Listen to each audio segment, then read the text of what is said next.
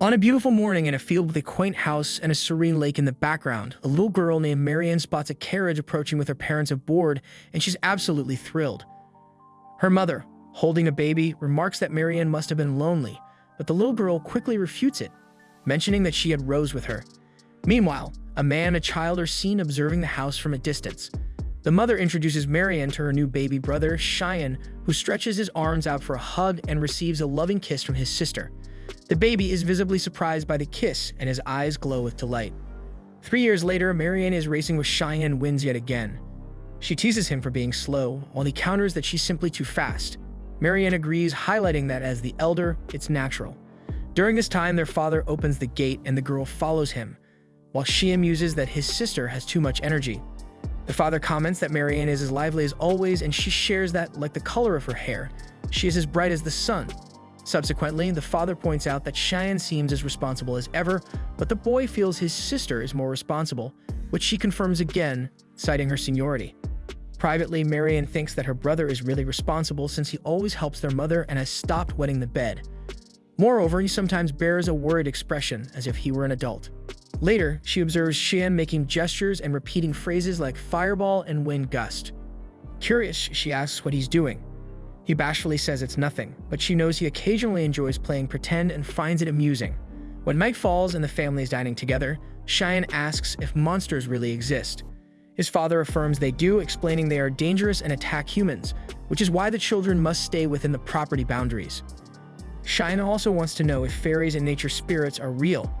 Though he has never heard of nature spirits, the father confirms fairies do exist but are rare, and some traders have become experts in finding them. Finally, the boy eagerly asks if magic also exists, an enigmatic energy capable of manifesting light and fire, but the father denies its existence. The boy considers that perhaps the father simply isn't aware of its real existence, but the father, while acknowledging there are things beyond his knowledge, insists that his education should be sufficient. He then asks where his son heard such stories. However, Marianne interrupts to ask if her brother is alright since he looks pale. After the boy reassures her that he's fine, she reflects that he never again brought up the topic of magic, a word previously unheard by anyone. 3 years on, Marianne trains with a stick until she's tired, then sits next to Cheyenne, who's holding a book. He asks why she trains so hard, and she replies that it's because she's the eldest and needs to be ready in case of trouble, like a monster invasion. Marianne discovers she's adept at such things and feels it's her responsibility to protect her younger brother. Thus, not being very scholarly, she finds her usefulness in physical tasks, which she can manage well. By late afternoon, Marianne continues her training by the lake. Rose can't fathom how the girl doesn't tire from all-day exertion, especially since she herself is worn out after assisting her grandfather. Rose notes that Cheyenne spent his day studying as usual, highlighting how the siblings are complete opposites. This observation reminds Marianne that Cheyenne hasn't mentioned that topic for a long time, but she's certain she understands why he studies so hard. Suddenly, a shimmer overtakes the water in front of the girls, who stare in awe at it. The next morning, as the siblings walk together, Cheyenne recalls their mother's warning not to stray too far, but Marianne assures him there are no monsters nearby and pulls him by the hand to the lake. Once there, Cheyenne worries their mother will be upset with them, and Marianne thinks she might be, but it will be worth it. As soon as she says this, luminous spheres emerge from the water, creating a stunning display in the late afternoon. The girl explains that these orbs always appear at sunset, though she doesn't know why. After she discovered them, she brought her parents to see, but for some reason, they couldn't see the spheres. Now it appears Cheyenne can see them too. He wonders if perhaps adults are unable to see them, but his sister explains that some children also fail to see them. In fact, she shares that apparently different people perceive them differently. While the orbs flicker for Marianne, some children saw actual lights. Ultimately, this mystery feels like magic, she concludes, echoing Cheyenne's earlier words about how magic can create light. Cheyenne is surprised his sister remembers this, and she acknowledges her memory isn't great, but when it comes to her brother, she never forgets. Furthermore, it was after this discussion that Cheyenne began to seem very sad. After witnessing and discussing these phenomena, the boy finally starts to feel better. The next day, the siblings quickly finish their lunch, leaving their parents dumbfounded. They then run straight to the lake, where they've brought wooden buckets and fishing rods. Cheyenne tires from the exercise, and his sister comments on his lack of stamina due to his sedentary lifestyle, which he can't deny. With plenty of time before sunset, Cheyenne wants to explore the lake further. First, he aims to discover where the light orbs originate, suspecting they might come from a living entity within the lake. The plan is to fill 3 buckets with water, then add sand and rocks to one, aquatic plants to another, and fish to the last. Sometime later, they had done exactly as planned, except for catching the fish. While Marie fished, Cheyenne smiled and said he was very happy to have his sister by his side. To play the role of the older sister, Marianne explained that she would always be there for her younger sibling. Since this was something he wanted to do, it was only natural for her to help. Moreover, if something like magic really existed, she wouldn't want to miss out on it because life would be much more exciting if it were real. On this note, Shan promised that if magic did exist, Marie would be the first person he would tell. Meanwhile, Marie's rod hooked something. She pulled an Eden trout from the lake and placed it in the last bucket as planned. Shan asked if the trout was a common fish, and his sister confirmed that it was, as they could be found anywhere. Hearing this, the boy became less hopeful of witnessing something extraordinary. At that moment, Rose arrived and asked her friend if the boy was her younger brother. Marianne confirmed and asked the young man to say hi, since she had never seen that girl before. After his greeting, Rose introduced herself as a lonely flower blooming in this desolate village. Not really enjoying this talk, Marie hurriedly told her brother that the girl was just a commoner posing. Rose got angry, remarked that this was unnecessary, and then inquired what the people were up to. Marie explained that they were fishing, but what her friend didn't understand was why they would fish in that particular lake. To cut through the mystery, Marianne revealed that her brother already knew what was going on. Then Rose highlighted that those light orbs were indeed very interesting. Marie asked if her friend had also come to see the spheres, and she admitted that she occasionally came to witness this phenomenon. Excited about the topic, Cheyenne asked if the little girl knew anything about the light orbs, like what created them or what they were. However, Rose knew nothing. She just enjoyed looking at them and nothing more. As the hours passed, the sun set and the phenomenon occurred once more. Cheyenne and Marie looked at the 3 buckets, but none of them were glowing. The boy asked if there was anything else living in the lake that they could try to catch again. Marie thought there were many other things, but Rose believed it would be quite difficult to collect them all, especially since they couldn't even be sure how many things there were. With that, Cheyenne decided to enter the lake. Worried about her brother, Marie also began to remove her top clothing. Embarrassed, Cheyenne asked what she was doing, and she explained that her dress would get wet. Thus, the siblings ventured into the lake and made their way to the center of a spectacle. Cheyenne touched one of the spheres and said it was warm and ticklish, but the sensation was pleasant. Not wanting to be left behind, Marie did the same. Cheyenne then dipped his face into the water. As it was too murky to see the bottom, he understood that the light orbs came from something living underwater, perhaps even from a fish, because the source of the light was moving, although the boy couldn't exactly tell which creature was doing it. Since they couldn't see much more than that, the siblings left the lake. Cheyenne thanked her for the help, but Mary said they were a family and should always support each other, so there was no need to thank her for such a little thing. However, Cheyenne felt the need to make it clear he was grateful because even though everything she had said was true, that didn't mean he should hide his feelings. Amidst this, Rose displayed an Eden trout female she had caught. According to Marianne, the females lived deeper and were harder to catch than the males. But since it was spawning season, they came to the shallow waters. Suddenly, the light orbs began to emerge from the bucket with the trout couple, and everyone was astonished. With this, Cheyenne began to believe that this phenomenon was the mating action of the Eden trout. As Marie didn't understand what that meant, Rose explained that it was when someone asked another person to marry them. Marie then thought she didn't need to ask anything of her brother, but eventually, she would have to lay eggs. Embarrassed, Cheyenne yelled that Marianne wouldn't lay eggs and that siblings couldn't marry. However, the girl took this as if her brother didn't love her. The next day, Marie reported that her mother was angry because she had said she was going to marry Cheyenne. The mother had said the same thing as the boy. Because of this, the child felt guilty for thinking she had said something very bad, but she emphasized that she only wanted to stay with her brother. Cheyenne explained that they didn't need to marry for that, but the little girl thought it would be much more special that way.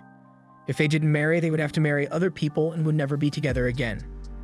As his sister began to cry after saying this, Cheyenne ended up saying that he would marry her.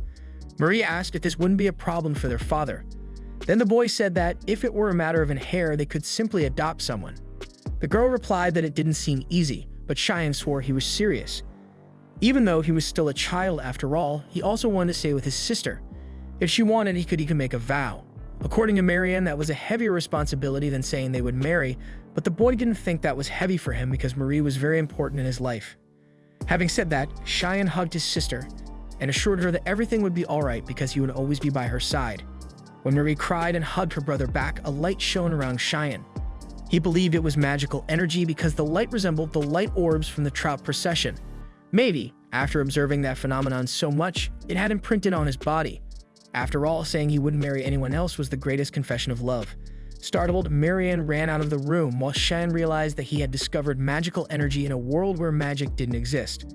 For that reason, he promised to create this art in this universe where he had reincarnated. Suddenly, we are transported to modern-day Japan, where a man counts down the last 10 seconds until midnight on his cell phone. As the moment arrives, he celebrates his 30th birthday with great enthusiasm. He believes that, according to legend, men who remain virgins until they turn 30 gain the ability to use magic, and now he is eager to test this theory by attempting to conjure a fireball. However, predictably, nothing happens and he stands there looking foolish before trying to cast a lightning spell, also without success. Undeterred, he attempts a wind blast, which also fails. Next, he tries an ice storm that never materializes. Exhausted, he lies flat on his back and rests for a while, but soon recovers and fetches a small book from under his mat to try invoking a creature of both light and darkness. Once again, his attempt ends in failure, and he resigns himself to the reality that magic does not exist, and that he was foolish to keep his chastity for 30 years. Nevertheless, he goes to sleep as he has work the next day, only to suffer a sudden heart attack. Still alive, he clutches his magic book and declares he does not want to die. In the next scene, we see the young man reflecting on society.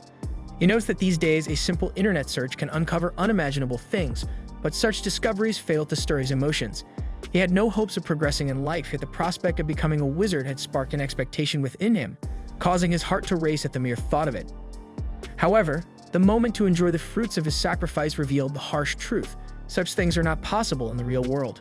Nevertheless, now inhabiting his new body as Cheyenne, the boy emphasizes that you'll never know unless you try. With this in mind, he really did try in these past 3 years of his new life. He studied and took initiatives, fueling his obsession. Cheyenne could not give up, and the idea that magic did not exist in this new world was something he refused to contemplate. But the more he researched, the more he was forced to confront the reality once again. When he bravely asked his father if spells existed, the man had never even heard of them. Since then, Cheyenne had lost his reason for living until the incident at the lake occurred, and he was engulfed by a strange energy never seen before. That is, something should have happened, but so far the boy had tried to cast spells with his hands, but as always he failed, and this deadly doubt tormented his heart daily, as he still could not affirm whether magic existed or not despite having encountered something very close to it. On the current day, as he reflected on this in bed, Marie enters his room without knocking. Cheyenne complains that she should announce herself, so she asks if he was doing something that couldn't be seen. Cheyenne had in mind to say that he would start doing it when he reached a certain age, but he lets it go and asks his sister to sit close to him. She had just come to tell him it was snack time, but since he asked, she approaches to chat. However, Cheyenne stares at her strangely, which prompts her to ask why. Without hesitation, the boy seriously declares his love for his sister, confirming his theory. Expressing his feelings releases magical energy, and he wonders if he will have to do this every time he wants a magical reaction, which would be quite ridiculous. Furious at her brother's antics, Marie complains that he's just using her as a toy to get what he wants, but Cheyenne replies that his feelings are genuine. Hearing this, Marianne's heart melts on the spot, and she forgives her brother without a second thought and asks what he has discovered about this matter. Cheyenne explains that it seems magical energy is released from his body when he expresses his feelings, but he doesn't believe this release is limited to just that. For this reason, he would like to test it with Marie. She asks if he's going to tell her he loves her again and says she needs to prepare her heart beforehand, but he clarifies that's not it, disappointing her. Cheyenne reflects alone that when he confesses his feelings, he becomes more aware of them, as if he were embracing his emotions. Therefore, he imagines that the path is to use emotions like amusement, hope, excitement, and happiness. Thinking this, he begins to emit magic more consciously, though he doesn't think merely shining is a big deal. However, the truth is, he has just established the existence of magic in this world, and that in itself is an incredible advancement. Over time, he discovers that this phenomenon might be similar to what electric eels do. They have things called electroreceptors that allow them to detect electric fields, serving as a special organ within them that generates electricity and can hunt prey and defend the eel from predators. In this world, humans also have an organ that allows them to sense or produce magical energy, which is why it is similar. Cheyenne named this condition for releasing this energy the magically charged state. Because of this discovery, Cheyenne could not be happier, and Marie loves to see her brother this way for the first time in his life. A month after reaching the magically charged state, the boy discovered a few things. First, to achieve this state, a certain amount of strong emotion is needed, and maintaining that level of emotion is quite difficult. The second thing is that there is a limit to how many times you can reach this state in a single day. After releasing all your magical energy, you become exhausted. Third, if you release almost all your magical energy, your total capacity will be slightly greater next time. Fourth, like orbs of light, a magically charged state cannot be perceived by those without the potential for magic, while those who have it can see and feel the heat of that energy. Still, after discovering all of this, the poor kid still can't conjure a single light orb like the ones he saw at the lake. Perhaps the limit of magical capacity he has is only enough to serve as a walking lamp of magical energy, unable to do anything more complicated than that. If that's true, Cheyenne concludes that he produces the same amount of magic as a fish, which isn't very encouraging. However, this scheme might be similar to mana points in an RPG game, where he evolves this attribute with practice time. Either way, the little mage can't give up. Now that he's come this far and discovered that magic exists, it's his duty to get up and develop himself. From what he remembers, the trout made their bodies glow and then emitted light orbs, and this gives him the idea to try moving the magical energy to his arm, but it was too intense for him to maintain the flow smoothly. After seeing the magic dissipate, he thinks of evoking a strong feeling of joy and then thinking logically to focus on his right hand, but these two processes are quite different and conflict with each other, which can make it quite difficult to achieve. However, Cheyenne realizes he reversed the order and logically thinks that he would be very happy if his right hand received magical energy. By keeping this focus in his mind, his right hand emits a light that makes the kid want to punch a wall, thinking he was super strong. But contrary to what he thought, it wasn't the wall that broke, but his own hand, which brings him back to reality once again. However, what matters is that he made progress. After that, he named this discovery of moving the magical energy in a charged state as magical grouping, and the magic in this state came to be called gathered magic. Excited about his progress, the boy intends to continue practicing magical grouping until exhausted. After that, he presents himself for training with his father alongside Marie and Rose, but the kid is exhausted and anxious. According to his father, he decided to include Cheyenne and Rose in sword training from now on, but asks everyone to avoid joking around because even wooden swords can kill people. Cheyenne raises his hand and says he doesn't intend to fight anyone, so it doesn't even make sense for him to train with this thing. But his father teaches that a sword is not only raised against people but also against the monsters that can be seen around. Rose comments that she asked to learn to use the sword and protect herself, and Marie asks her brother to make an effort, which he ends up agreeing to, although they would prefer 1,000 times to be practicing magic. Then, at the beginning of the training, Cheyenne shows the aptitude of a duck for fencing practice, while Rose seems to have great potential, so much so that Cheyenne's father believes she could become a swordswoman one day if she continues training. Lastly, the man invites Marie for a duel to assess her development. That said, the girl confidently positions herself with her wooden sword, making her brother anxious about what's about to happen. Soon, the girl quickly advances against the adult and surprises both Cheyenne and Rose with her impressive speed. She feigns a frontal strike, making her father position his sword for blocking, but she circles around to attack from below and catch the opponent off guard. However, the man jumps and escapes the blow, then places his sword on the girl's head to end the simulated fight. He teaches that his daughter's movements are very wide, but it was very clever of her to feign an attack to catch the opponent unprotected. With that praise, Marie is overjoyed, and the man adds that she will be extremely skilled in a few years, which makes the child's day. Finally, after the tedium of sword training, Cheyenne returns to what really matters: magic. After learning to accumulate light in his right hand, he tries to expel this energy from his body, but has difficulties. Still, at first he could only maintain a magically charged state a few times a day, but now he can do it about 20 times. However, compared to when he started, the growth rate has not increased anymore, so the little mage thinks about reformulating everything he's trying to do. At that time, his father opens the door of the room after knocking and asks if his son is busy now because he was thinking of going to Historia and would like the boy to come along. Cheyenne is excited about the opportunity and explains to us that Historia is a city in the Etten region where he lives. Thus, the man begins the journey and they reach the destination in the company of his wife and 2 children. Upon arrival, he announces that first they need to finish shopping, then visit the blacksmith and return home. He insists that Cheyenne and Marie stay very close to not get lost, and Cheyenne is frustrated to realize that he wouldn't have time to look for any clues about anything related to magic in the city. Anyway, as he is still a child, he can't just wander around on his own, but when he's older, he promises to return to Historia and do what he wants. Later, while her parents are inside a store, Marie lets out a laugh and Cheyenne asks why, but she deflects, saying she's just being her usual self. Finally, after her parents finish shopping, it's time to visit the blacksmith. As the man arrives at the shop, the blacksmith greets Gawain, a longtime customer, assuming he's there to pick up the sword order for his eldest daughter. Hearing this, Marie freezes, then the blacksmith introduces himself as Glass and hands her a sword suited to her size and weight with special decoration on the sheath.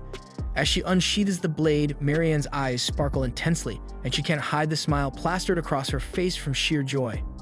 On the way home, she mentions in the carriage that she feels bad because Cheyenne didn't receive anything, but the boy himself reminds her that it's her birthday, and that he is young and doesn't particularly want a sword. Amidst this, the boy spots a store that catches his attention and asks his father what it sells, but Gawain doesn't want his son to know about that store. With that, Cheyenne apologizes to the man, while storing in his memory that the store sign read, "Fairy Seller." The next day, a man was returning from collecting wood in the late afternoon and needed to get home before a storm hit, as the rain was intensifying by the minute. Suddenly, a boy came running, desperate, and fell in front of the woodcutter. The boy exclaimed that everyone had been captured and that he needed to warn the landlord. The woodcutter asked what he was talking about, and the young boy, struggling to speak, said that goblins had appeared. Meanwhile, Cheyenne continued to practice his magic with all his might, while Murray counted down 10 seconds for her brother to hold the light in his right hand. Although he succeeded this time, the boy did not seem very happy, and his sister noticed this immediately. She asked if something had happened, but Cheyenne assured her that he was excited to be able to release much more magic than before. The problem was that this by itself didn't mean much. I mean, it's cool to emit the glow, but he didn't know what it was for. Murray reached out and felt that the light was warmer than before, thinking it was because he was getting better at controlling it. With that, Murray squeezed her brother's hand and told him she loved his magic, and he felt grateful. Although he wished to do something that really seemed magical, like a fireball or lightning.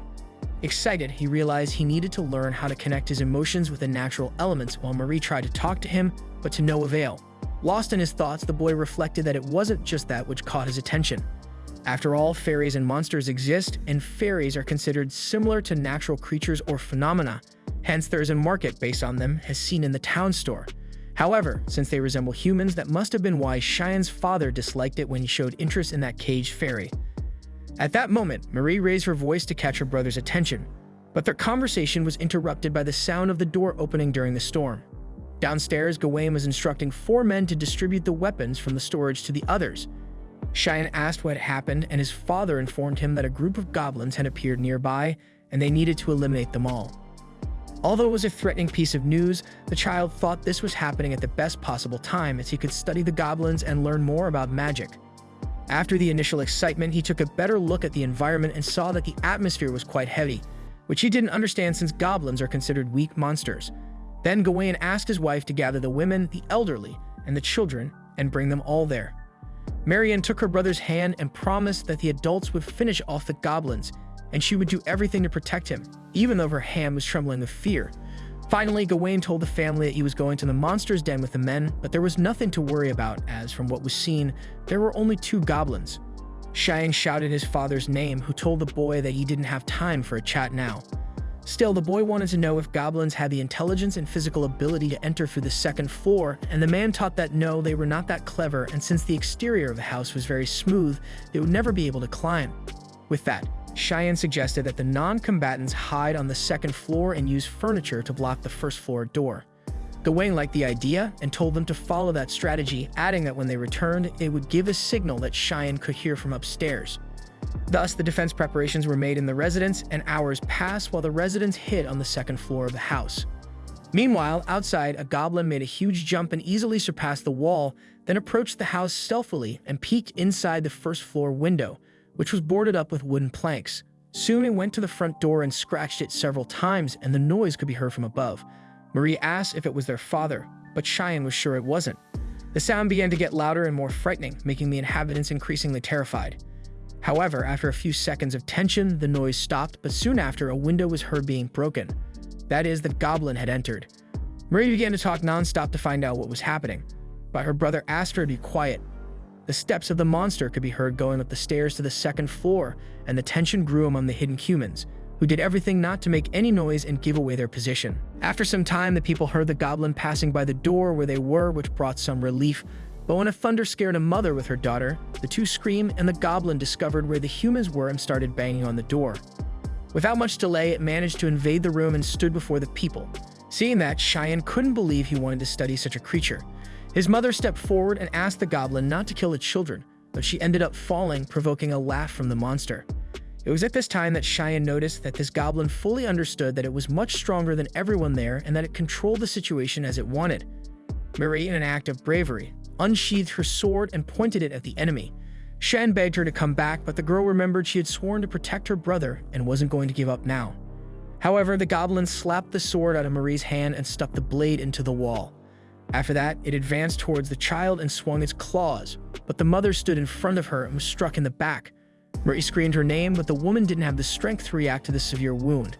Seeing that his mother and sister were about to be killed in front of him, Cheyenne acted on impulse and grabbed the monster's arm. Rose asked what the boy was doing, and he knew holding an arm wouldn't make any difference, but he soon noticed that his body was emitting magical energy and struggled to gather more and more of that energy to transmit to the goblin. Around them, people without the gift of sorcery understand nothing, as they cannot see the energy emitted.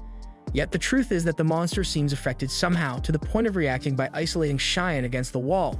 Soon after, it clutches its burned arm and writhes in pain on the ground, while Cheyenne seizes the opportunity to cast the magic cluster again, this time targeting the creature's head. With all his might, he focuses on maintaining the flow of mana until the goblin stops thrashing. Trembling with fear, the boy notices the burn on his hand and wonders if he killed the monster, while the onlookers try to comprehend what just happened. However, some of them stare at the boy as if he were some sort of aberration, unsettling him even more.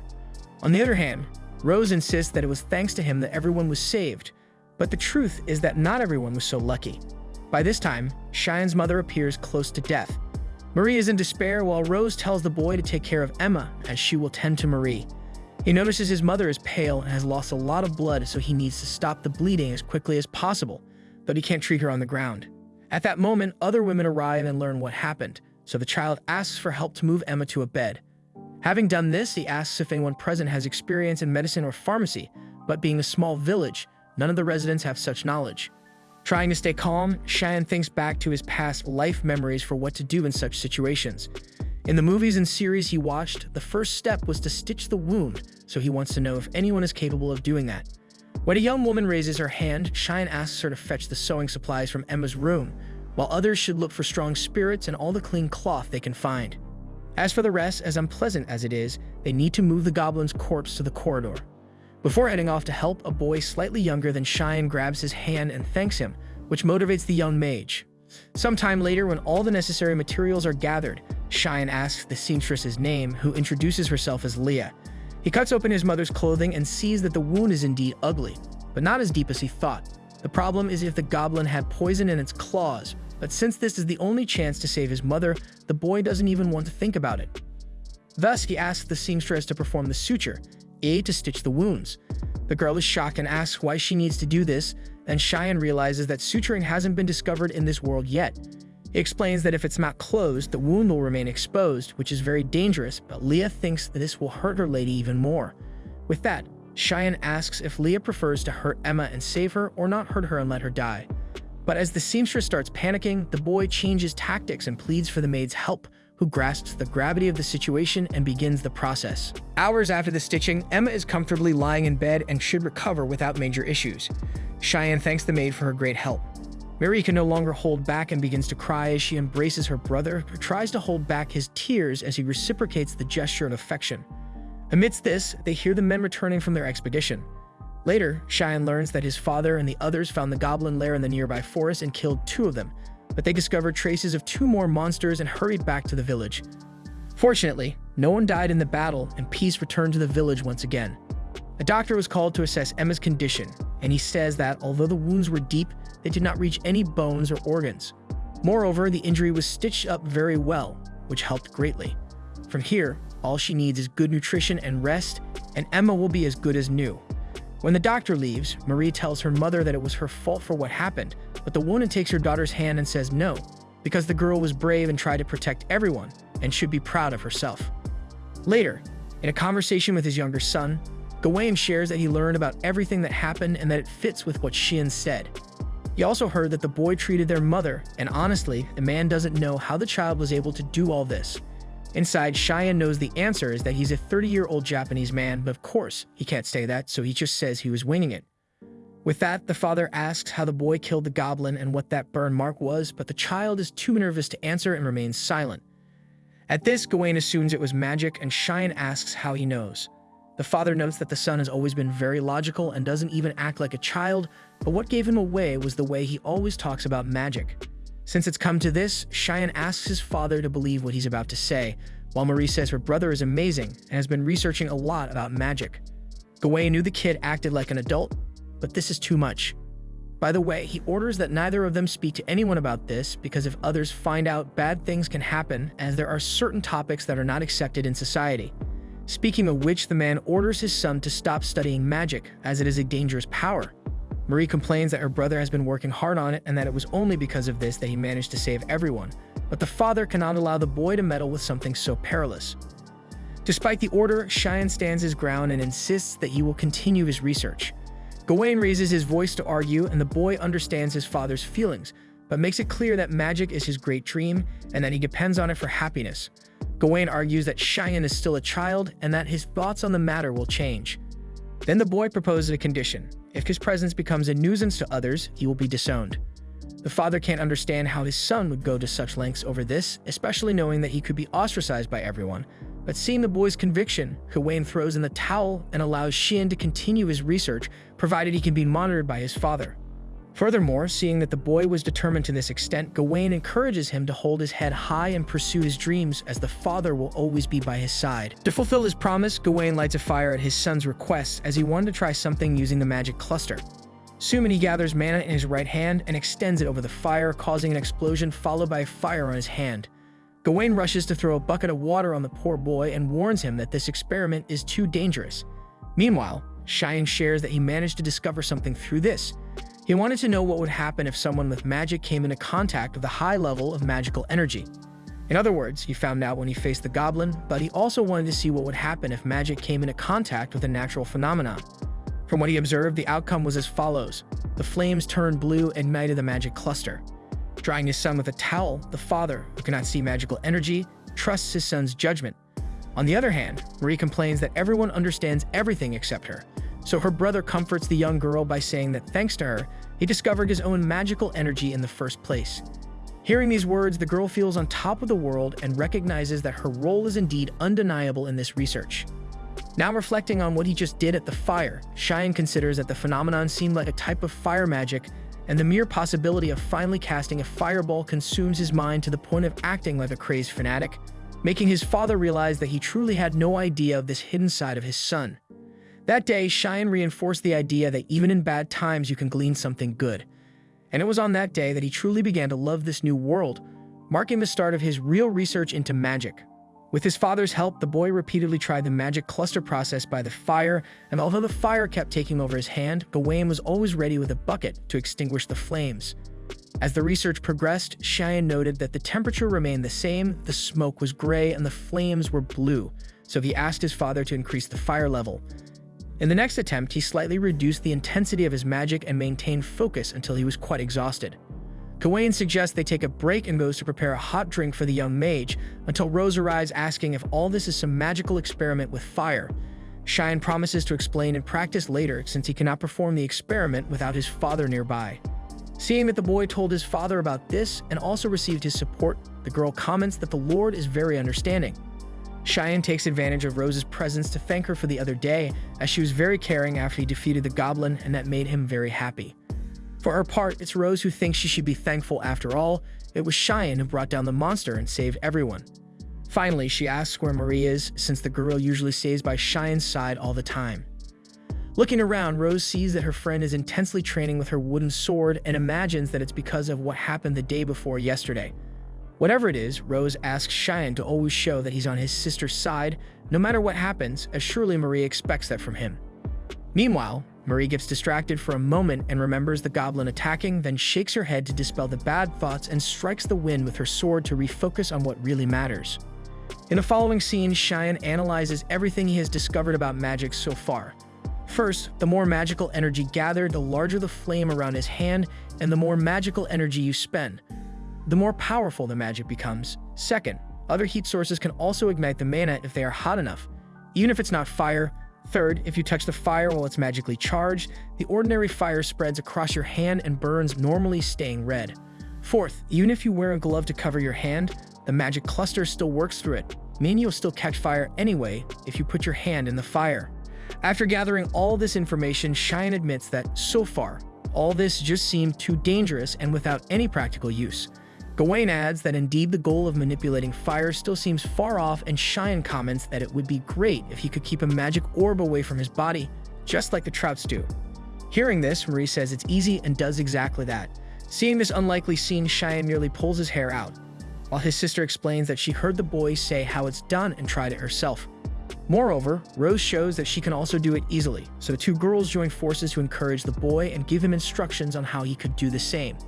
After imagining that the process seems similar to a drop of water falling from a fountain, he realizes that he doesn't need to release all the magical energy and manages to launch the orb into the air.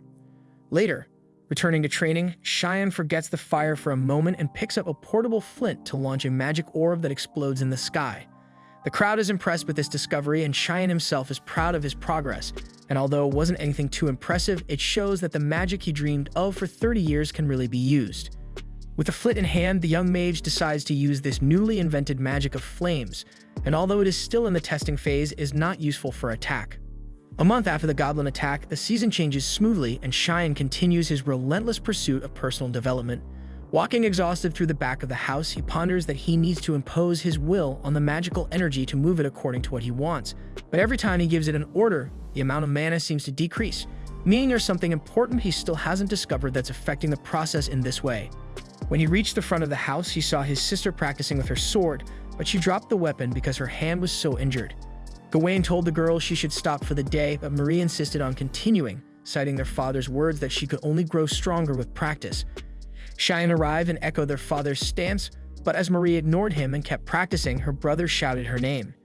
It was then that she realized she had indeed pushed too hard and walked away with her head down. Cheyenne felt saddened by the situation, and their father remarked that she was just a bit nervous and would soon be herself again. Later, during tea, Cheyenne tried to explain electricity to his father, curious if any animal or plant could generate something similar. His research on fire magic had hit a roadblock, so the mage decided to shift his focus to lightning magic for the time being. However, his father replied that no such thing existed, but mentioned hearing from Grast about a phenomenon as powerful as lightning that had occurred somewhere. Thus, they decided to head to Istria. Cheyenne went to call his sister, but she insisted she was too busy and would stay home that day, promising to join him next time. After practically pushing her brother out of the room while pretending everything was fine, Marie sadly looked at her hands after being left alone again. Eventually, father and son arrived in Istria and met with Grast, who believed they were talking about lightning ore, easily found but difficult to transport due to its dangerous nature, leading people to often leave it behind. Reflecting on the blacksmith's words, Cheyenne considered that this ore might be a kind of mineral that discharges electricity. He then asked Grast if there was any tree around with white, sticky sap. When told there were none, the boy lamented the absence of rubber trees, which would have been perfect insulators for handling electricity. He then inquired about another known insulator, glass, and asked if Grast had a mineral called mica, consisting of peeled crystal-clear layers. The shop owner thought he was referring to paper crystal and fetched a stone of this resource to show. Cheyenne held the object, remembering that mica is used in electrical insulation sheets, so this paper crystal should work similarly, although he had no idea how to make it function. Grast asked what the boy was planning to do, as it was hard to guess what goes through children's minds. However, Gawain disagreed, noting that Cheyenne often demonstrated maturity beyond his years. Speaking of which, the boy requested a larger piece of the crystal, and the blacksmith informed them they could buy a bigger one in the commercial district for about 4,000 realm. Cheyenne reflected that in this world, a family could dine well for that amount, but although it was expensive, his father promised to buy whatever he wanted, since the boy had never asked for anything before. If it wasn't feasible, Gawain would simply say no. Listening to the entire conversation, Grast joked that the boy's father was doting. In any case, the two returned home with the lightning ore in hand, and this time, Emma was there to watch her son's magical experiments, curious about Marie's whereabouts. Amidst this, Cheyenne gathered mana in his hand and launched a magical orb at the ore, causing the orb to explode. Gawain consoled his son in advance, reminding him that he had failed many times before mastering fire magic, but the boy wasn't upset. Rather, he started laughing like a madman, proclaiming the experiment a success. Indeed, as the magical cluster approached the lightning ore, it didn't catch fire, but instead produced a strong spark, proving that mana has qualities beyond just igniting. It seems to mimic phenomena upon contact and amplifies their effects. After the training back in his room, Cheyenne considered how now the challenge was to convert magical energy into electric current to be launched as a shock, without being repelled upon contact, as had happened earlier with the orb. Floating another magical sphere, the mage commanded it to become an electrical source. but the orb vanished into thin air. This led him to realize that he didn't necessarily need to release magical energy in a circular shape. With this in mind, he created other magical sources in different shapes, feeling he had made a significant discovery. Eager to share with his sister, he ran to her room, but Mary was not there. Instead, the bandages that had covered her hands lay tossed on the bed. Cheyenne set off through the forest at dusk in search of Marion. Near the river, he saw her practicing with a wooden sword until she broke the weapon against a tree. At that moment, Cheyenne remembered Rose's advice to always show he was on his sister's side. He approached and admitted that he might have been arrogant in thinking he could order her to stop training, especially since she always encouraged him to continue practicing magic. Mary responded that such a trivial matter didn't bother her, though she had wondered why her brother wasn't by her side at that moment. Nevertheless, the girl assured him that he had done nothing wrong and that she was merely jealous. After all, she was the eldest and had always had the responsibility to protect the younger one. To think that Cheyenne had assumed that role, even if just for a moment, was painful because she had been working hard with the sword precisely to be her brother's protector. However, the truth was even worse in Marie's mind, as she had failed to protect anyone when the goblin invaded their home. Honestly, she was so scared that her legs trembled, and she probably would have died if Cheyenne hadn't been there. In other words, it was good to be alive, but Mary was angry with herself for not having reacted as she had imagined she could, while her younger brother had taken on that responsibility. Upon hearing this, Cheyenne asks if the girl hates him, but she quickly replies that it's not that at all. On the contrary, she loves Cheyenne. Yesterday, today, and always. In fact, it's herself she can't forgive, and a certain envy eats away at her mind because Cheyenne is so strong, while she feels weak. By training relentlessly, Marie hoped to become strong enough to have confidence in moments when action was necessary, but every time she looks at her brother's face, she remembers that day and feels terrible. Expressing a wish to stop feeling this way, Marion starts to cry, so Cheyenne steps closer and embraces her. He feels terrible for not having noticed how she was feeling and for not being a good ally these past few days. Similarly, Marie apologizes for having acted so horribly towards her brother. As Cheyenne asks his sister to always speak up when she has something to say, a magical aura forms around the two. Amidst this, the boy reflects that whether we are children or adults, we all strive to survive, and this was one of the things he discovered upon reincarnating in this new world. The following day, Marie clung to her brother every second after they had openly shared their feelings and reconciled. Feeling overwhelmed by her clinginess, he asked her to give him some space because he was about to start his magic experiment, and it was dangerous to be nearby. Mary burst into tears, thinking she was being a nuisance, so Cheyenne explained that it wasn't quite like that, and that a little space was important to facilitate his research. With that, he announced that it was time to begin his work. Sometime later, Cheyenne had conducted a series of experiments. One of them involved stretching his magical energy as far as it could go until it was very thin. Despite the size, this did not represent an increase in the magical energy the mage could emit. According to him, the more spread out the volume of magical energy, the thinner it becomes. Cheyenne also discovered that magical energy cannot be sublimated in this state, which piqued his curiosity about what would happen if he reduced the volume. By doing so, both he and everyone else were impressed when the condensation of the magical energy significantly increased the power of the flame magic. The spell was named Gas Burner. Next, he tested casting some magic on electric ore, but it only caused a small spark, probably because the volume of magic was very small. Now, thanks to all this research, Cheyenne had gained the ability to emit magical energy and then alter its form. With magical clustering, he cast a more potent layer of magic on the electric stone, causing a strong reaction that rebounded back to the boy. Rose swore the lightning would shoot out the other side, but Cheyenne discovered that magic is created through the consumption of magical energy. It consumed the energy current that went straight to the caster's hand.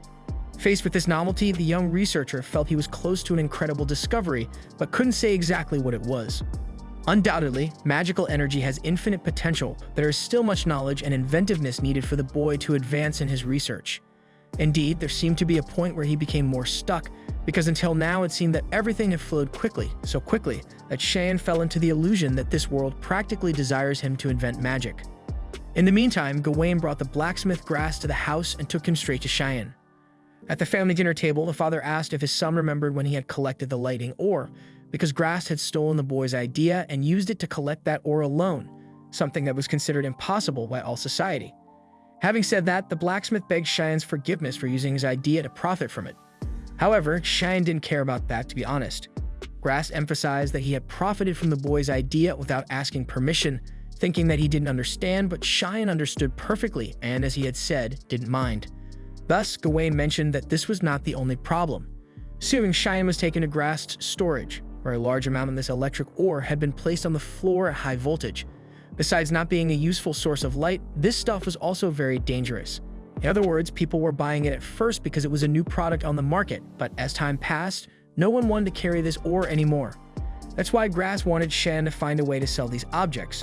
Otherwise, the loss would be huge, and he was already receiving numerous complaints about the noise and risk being evicted from the warehouse if it continued like this. Then, once Cheyenne had the intelligence and cunning to learn how to transport the lightning ore, maybe he used that brilliant mind to learn how to sell this stuff. As always willing, the boy agreed to do his utmost to help, but since he didn't know exactly how, he didn't want the blacksmith to have expectations. First of all, he asked why Grass had spread the stones this way, and he demonstrated practically by pushing one ore close to another, making the electrical current of the two connect at a much higher intensity. Realizing this, Shen asked the blacksmith to refine two ores into metal. With the metals in hand, he touched the two to see if, as before, the lightning would shine when they touched in this form, but the reaction did not occur. Cheyenne asked at what point in the refining process the lightning had stopped, and Grass said it had shone a bit when he broke the stones, and it might have stopped when he heated the material to melt. Having this information, Cheyenne conjured flames in a forge, leaving the blacksmith baffled by what was happening. He demanded an explanation, so the young wizard explained that he had lit this forge with magic. Despite not believing much, the man simply saw the fire coming out of the boy's hands, so he gave him the benefit of the doubt, even though it seemed like a huge madness in his mind. Anyway, he asked if there would be a different outcome if he forged using this flame, but that was something even Cheyenne did not know, so much so that he had conjured these flames to test it. Thus, the blacksmith warned that the test might take about an hour, so people could take a walk if they didn't want to wait. However, Cheyenne was very interested in seeing what would happen and decided to stay there, while Marie also chose to stay, but just to rub her face frantically against her brothers. An hour later, Grass showed the result of the test, then picked up one of the metals with an insulating material and brought it close to the other. This time, the electrical reaction occurred, leaving everyone amazed by it. Cheyenne named the discovery lightning iron and believed that this would be a great product to sell. After this episode, everyone worked hard to make several lightning irons, so much that Grass spent several nights without sleep from so much work. After this period of accelerated production, they came together to celebrate that the work was over, although they did not have the proper energy for it. Cheyenne took the opportunity to explain the new products that had been manufactured by him and his family. First, there's the lightning lamp. When you remove the insulator embedded in the cap, electricity flows and ignites a magnificent glow in the item, illuminating any darkness. Lastly, they produce the lightning generator, which lights a fire much more easily than a common lighter. Watching the boys' presentation, Emma remarks on how smart her son is, and Gawain agrees that he's a great pride for the parents. Shyly, Cheyenne thanks them for the compliments, while Marianne emphasizes that she always knew how incredible her brother was. Honestly, Cheyenne worried that his sister might feel jealous of the praise he received, so he concludes that he really doesn't understand girls. Lastly, of course, Grass excitedly thanks everyone for all the help the young mage provided, noting that there's something special about Cheyenne. But before he could say what it was, Gawain tells the blacksmith to hold his tongue. Realizing his slip, Grass swallows his words and tells the boy it was nothing. To change the subject, Emma invites everyone to enjoy seafood stew, but Cheyenne hasn't forgotten what Grass said or almost said. It seems that Guy knows something about Cheyenne that even he himself doesn't know. Later, Grass says goodbye and promises to make up for the help he received, while the family of protagonists leaves by carriage. During the trip, Cheyenne reflects that while the people were making the lightning lamps and starters, he had a flash of inspiration. After all, if it's really possible to do what he's thinking with the lightning iron, it could drastically change his magic. Fortunately, over the days, the items produced were a success in Grass's shop, which sold them all and made a good profit. Back at the main mansion in Eton, Marie asks what her brother's new research will be, and he explains that fire can't burn without oxygen, which is why when you put fire in a closed space, it goes out. Demonstrating this in practice, the boy asks if the girls already knew this, and Marie, clearly never having heard of it, lies and says yes, while Rose mentions that it's the same principle as snuffing out a lamp. Thus, the researcher wonders what happens with magical fire in this situation. Soon, he lights the candle with this blue flame and places the cup over it. Mary thinks it won't go out, although Rose believes it will. When Shen lifts the cup and shows the lit candle, Marie teases her friend, while the boy wants to understand if flame magic doesn't require oxygen. Moreover, it might mean that magical energy can enhance natural phenomena that don't depend on external conditions. This doesn't change much, but Cheyenne discovered that the magic flame is different from a common flame. Thinking about this, he reflects that with magical energy as the fuel for this differentiated flame, he could try something to elaborate something more interesting. That said, he throws a fireball into the air and asks his sister to send an energy ball on top of the one he sent. When this is done, a huge explosion happens in the yard, knocking Marie to the ground. Cheyenne approaches to see how his sister is, but she just got a scare and wasn't hurt. Rose asks if she knew that would happen, but he says he didn't. In fact, he thought the intensity of the flames would increase even more, nothing beyond that.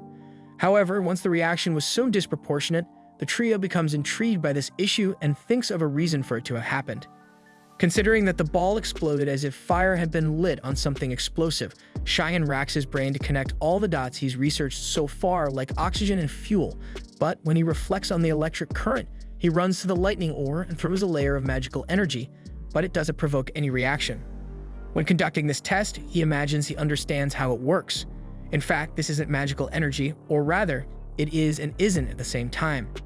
It appears that this is the air reacting to the magical energy. When Shin tried to activate the lightning magic, there were clear signs of air resistance, while the flame magic doesn't need oxygen as it burns only with magical energy as fuel. In other words, this means that magical energy serves the same function as air, and when it reacts to a physical substance, it amplifies its characteristics. Following the explanation without understanding anything, Marie comments to Rose that her brother is making that crazy face again. Rose replies that at least the weirdo is happy, but Marie confesses that she wouldn't want other people to see her brother with that expression on his face. Finally, Cheyenne explains that when different types of magic or energy combine, this will be called compound magic. Days later, Grass completed Cheyenne's order and delivered it to him personally. According to the boy's instructions, the blacksmith used crystal paper for its high insulation factor and sewed it into durable, extremely fire-resistant leather.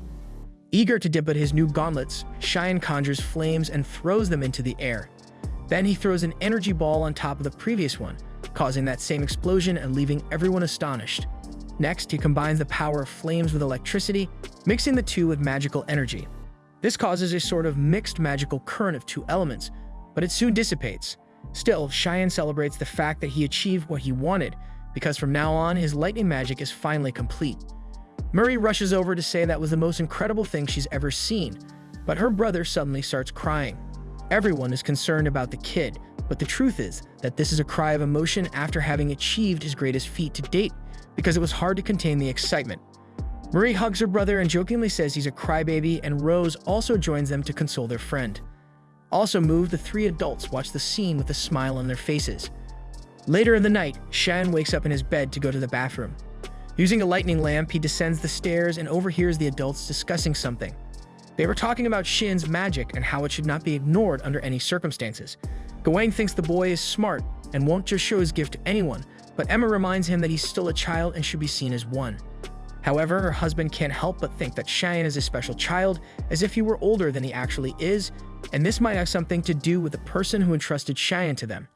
Hearing this, Cheyenne is startled and begins to believe that he is not a blood relative of his family. No matter what, the next day, the protagonist is once again focused on his grand dream, which is to develop his magic. With his new gauntlets, he stands before a log and casts a powerful bolt that splits the wood in half. Watching the spectacle, Rose and Marie are happy to see the boy's evolution, as he manages to increase the distance his magic can travel even further. Cheyenne thanks them for their support, and Marie responds that it's her duty as his older sister. Speaking of which, the girl's words remind Cheyenne of a conversation between Gawain and Grass, which might explain why Marie often talks about them staying together forever, like that day at the river where she wondered if she would ever lay eggs like the fish, since Cheyenne is a boy and she is a girl. That day, the boy made it clear that siblings can't marry, but thinking now that they aren't blood-related, perhaps the story changes. As night falls, Cheyenne reflects that when he thinks about the new possibility of a relationship with his sister, his head nearly smokes, so he decides to focus on something else, like refining compound magic. He then takes the opportunity to explain how this process works. First of all, the magic that increases magical energy and causes concentration when combined is synergistic magic. Using synergistic magic with flames results in its highest form, dual flames, for example. Or when used with bolt, it creates the aligned bolt. When magical energy touches the flames, it creates a flame bomb. Thus, emitting magical energy again would turn the flames into a dual flame bomb. However, combining flames and bolt amounted to nothing, leaving the young mage puzzled. The next day, he enters the river near his house, and once again the Rose and Marie are eager to see what the boy will cause now. Suddenly, he conjures the magic cluster near the water and waits for a reaction, but the effect simply vanishes and nothing happens. Then he repeats the procedure, but this time inside the water, which causes a poorly formed sphere of magic that disappears shortly after. Done with that, Cheyenne looks upset and can't understand what's going on. Even more confused, the girls ask him to explain what he's trying to do. Then Cheyenne shares that he discovered that in the previous experiment, when magical energy is emitted into the open air, it assumes the properties of air. Considering this, the mage wondered what would happen if he emitted magical energy underwater, and he even thought that the magic might show some change, like floating or showing resistance, but nothing happened. With this in mind, the boy just had an idea. If we think about it, when emitting magical energy from air to water, there was no reaction, and the same happens in reverse. It might be that, unlike fire and lightning, if there's no significant reaction, the outcome doesn't change. Thus, the thing to do is to try a different approach. Hearing this, Rose and Marie already foresee that the kid is going to go crazy again with these thoughts. At that, Cheyenne invokes the magic cluster underwater again, but now with much more power. This time, some water bubbles levitate out of the river and quickly burst.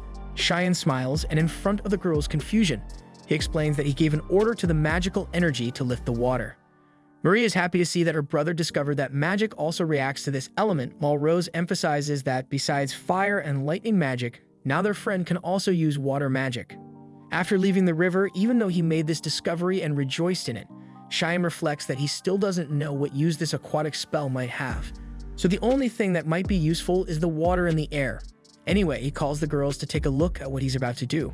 Having said that, Cheyenne tries to gather the water in the air but fails and feels embarrassed after having hyped himself up. At least his hand became moist in the process, which must mean something interesting. Indeed, it makes sense when the mage thinks about it more deeply. The amount of magic he can gather in his right hand is almost the size of a basketball, and there's just a small amount of water within all that volume of air.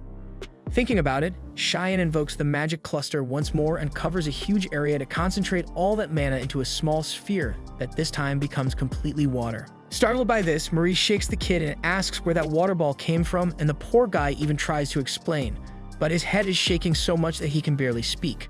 Rose asks her friend to hold back her excitement, then Cheyenne gains the freedom to explain that he spread a thin layer of magical energy and tried to collect water from a large area of air, as it seems to require less mana than applying it directly in the water. Perhaps that's why he managed to extract water without increasing the amount of magical energy. Still excited, Marie asks what name her brother will give to this new magic, and he starts calling it Aqua. Later, after hearing the boy's explanation, the girls manage to reproduce the same magic and are amazed by it. The happiness was so great that when the water bubble burst and soaked them completely, both fell into laughter in a very relaxed mood. Mary makes it a point to call her brother over and wave to him cheerfully, while the boy reflects that he has developed 3 different elements so far, and maybe this evolution will reach its peak soon. After that, in the carriage with his parents, sister, and Rose, Cheyenne reflects that this might be a good time to move on to the next stage of refinement. Hours later, as he took the children to the Adventurers Guild, Grass announced that to take on a monster elimination mission, one needed to register there. Cheyenne thought that to determine if magic was effective against creatures, one must embark on dangerous adventures like these, while the blacksmith made it clear that the kids didn't need to decide anything today, as it was indeed a tough decision. However, Marie felt she would always run away if she kept postponing it, and she needed to become strong as soon as possible to protect her family. Similarly, Rose had no intention of fleeing, and so Grass announced it was time to go in and address the problem. Before that, Cheyenne asked the adult to keep this a secret from his father and others, and the man agreed easily. Once inside, Grass introduced himself at the counter as a platinum rank adventurer and requested to register the 3 youngsters. However, Gawain appeared at the guild and was not pleased to see his children in that setting, but despite his stern face, he approached the counter and also recommended the 3 minors by showing his diamond rank badge. The receptionist was so surprised to see someone of such a high rank that she almost screamed, revealing Gawain's level and drawing everyone's attention to him, though he remained indifferent even as all eyes were on him. Finally, with everything set for the children's registration, the diamond rank told them to pick a mission because they would have a talk about it later. After they registered at the guild, first and foremost, it was time to apologize to Gawain for having done all this behind his back, or at least they tried. In truth, Gawain already knew that Cheyenne was up to something and decided to keep an eye on the guild. After all, when Marie spoke with her mother or father, she avoided eye contact, which was very suspicious. When she confessed everything, the girl apologized, while a disappointed Gawain added that he never imagined Cheyenne would try something so dangerous without telling his own father. Embarrassed, the little boy admitted he had no arguments for it, but Grass claimed the children had their reasons for acting this way, so Gawain shouldn't be too harsh on them.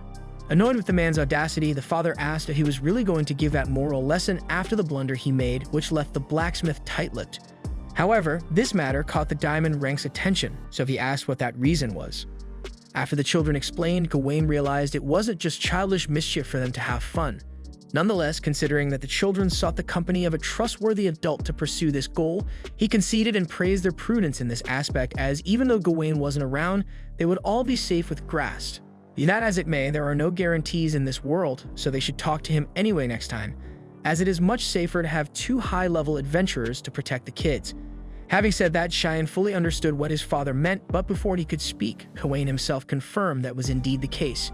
He would join the group on the mission, which brought a genuine smile to the three children's faces. Hours later, in the forest where their target was located, Grass protected the children while Gawain took the lead to face some kobolds along the way. With ease, he finished them all off with his sword, leaving the kids awestruck. Grass commented that the fellow was monstrously strong as always, and Cheyenne was genuinely surprised to find out his father was even more powerful than he had imagined. Speaking of him, the father announced that the children would fight the kobolds from the pack they were hunting and should be back any minute. However, no sooner had he mentioned these creatures than they appeared on the field. According to Gawain, since they weren't as strong as the goblins, the kobolds were the perfect target for the children's first fight. Upon hearing the word goblin, Marie was immediately flooded with intrusive memories of that monster in her house, which disconcerted her for a moment, but she recomposed herself. In any case, the kobolds attacked, so Gawain ordered Rose and Marie to go ahead, while Shane would stay in the rear, taking advantage of the fact that the enemies had no long-range attack. Then the mage launched a flame bomb, causing a massive explosion on the battlefield, defeating some monsters along the way. Amid this, another kobold charged at the little mage, who still couldn't use magic to react. Since that was the case, Marie closed the distance between her and her brother and managed to protect him by blocking the creature's blow. Now with her mana recovered, Cheyenne cast Aligned Ray, while Marie and Rose handled the close combat. Sometime later, although they were all tired, the children managed to take care of the entire band of kobolds. That is, almost all of them. Quickly, Cheyenne launched twin flames and hit the last one that was about to catch the girls off guard. With the victory secured, Marie confessed that she could only fight because her brother was there, which would make her feel more confident from now on. Hearing this, Cheyenne concluded alone that no matter the blood ties, marrying seemed like she would always be thinking of him. And that was enough to make her his true sister. Finally, Gawain praised the group's performance and announced that it was time to raid the kobolds' den. The children were dumbfounded by such a large challenge, as they had not imagined they would face so many monsters on their first adventure. One way or another, the three gave their all in an intense conflict with the monsters in their own lair, and despite the enormous difficulty and exhaustion that took over their bodies, victory finally came for Shan, Marie, and Rose. Gawain allowed the three to rest while he and Grass went to collect the dropped items. Soon Cheyenne and the girls sat down to relax, but quickly the boy noticed something strange inside the den and decided to venture further in. As the group advanced, they found the fairy trapped in a cage and decided to free her right away. Cheyenne opened the cage and everyone stepped away from the small creature's jail, which flew away and left the children enchanted with its beauty. At night, Gawain arrives home with his sons.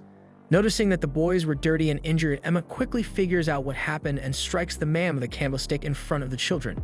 After that, she asks the sons what happened, causing the two to panic.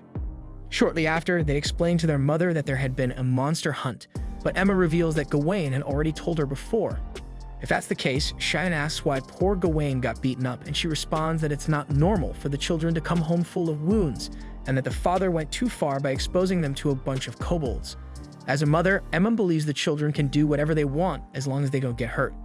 That's all she asks. For them to take care of themselves, because the mere fact they are alive brings her the most happiness.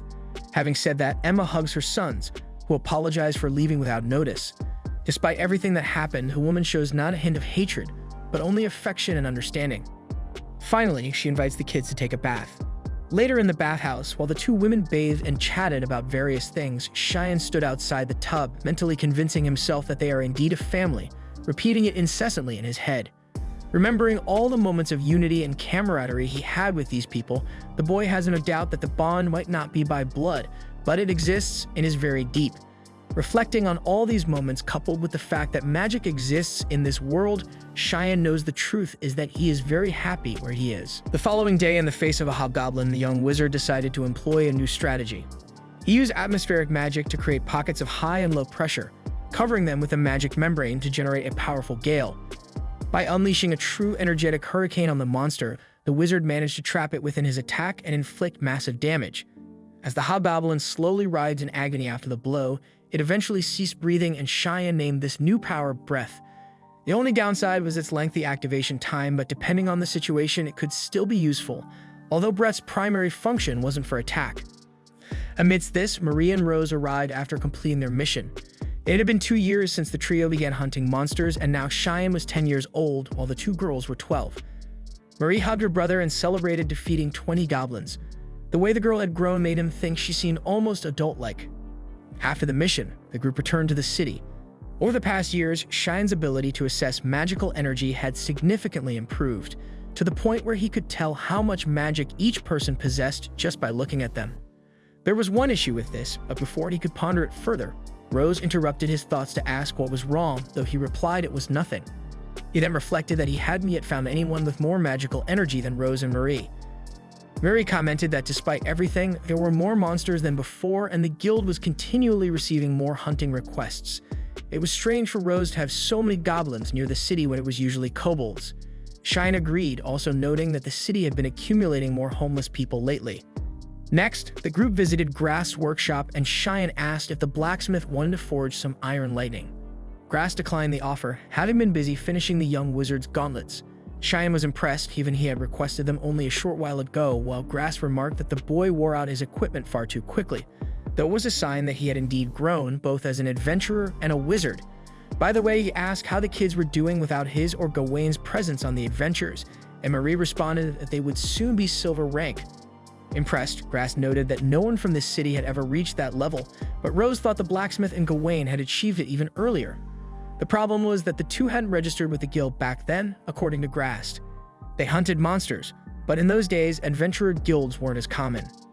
In the midst of this, Cheyenne put on his gauntlets that his sister asked what he would do when he could use even more magic, considering he could already use all the different types. As expected, he replied that he wanted to learn to use even more. Then Marie asked what he would do after that, but Cheyenne was at a loss for words. The girl remembered that the lightning lamps wouldn't exist if it weren't for him, and without his magic, everyone would have been eaten by goblins. In other words, Cheyenne's magic had saved everyone, and the boy could think about taking that further somehow. Not that she wanted to tell her brother what to do, but it was a fact that this incredible thing called magic that he had created could still be used for many, many things.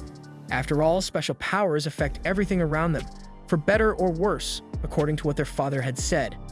Marie knew it wouldn't be easy, but felt there were countless possibilities with the advancement of magic.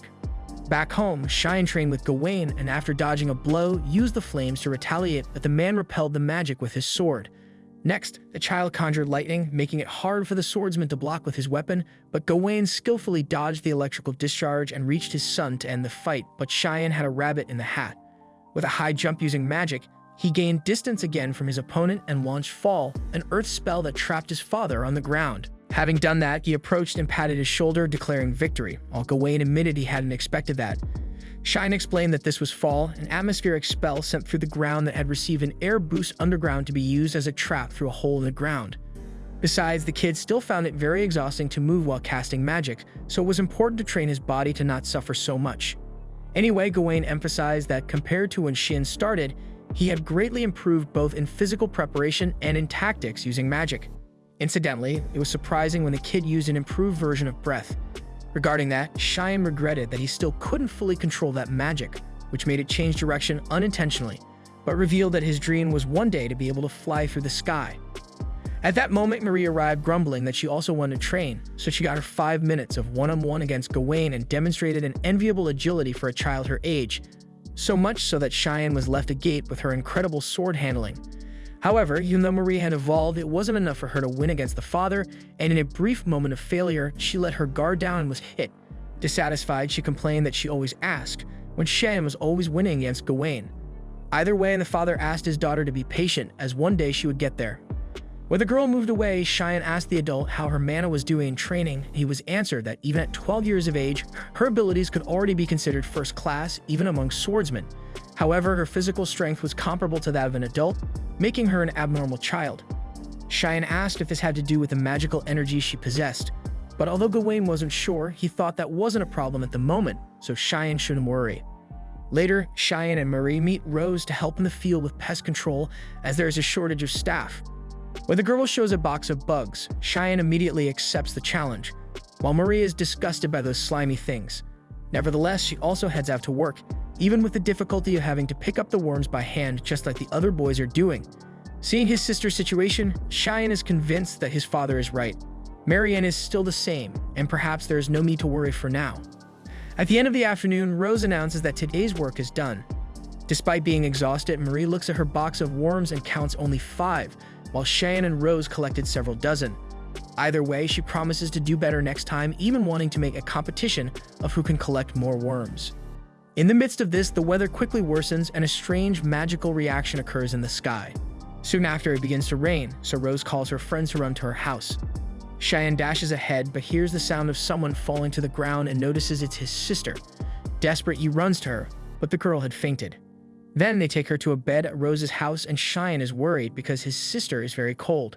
Rose tries to give an opinion about what it could be, but before she can express herself, Gawain runs into the room along with Emma to see how their daughter is doing. At that moment, Marianne slowly opens her eyes but doesn't respond to anything said. Then Rose warns that the friend might be suffering from the lethargy disease that has been spreading in Istria lately, as she heard rumors about it when she went shopping in town. When people have this disease, they suddenly fall and stop moving as if they had been turned off. They are conscious but do not respond and have a vacant look. Emma asks if there is a cure, but Rose responds that, unfortunately, she knows of no case where someone has recovered, and as the cause is unknown, nothing is known about this disease.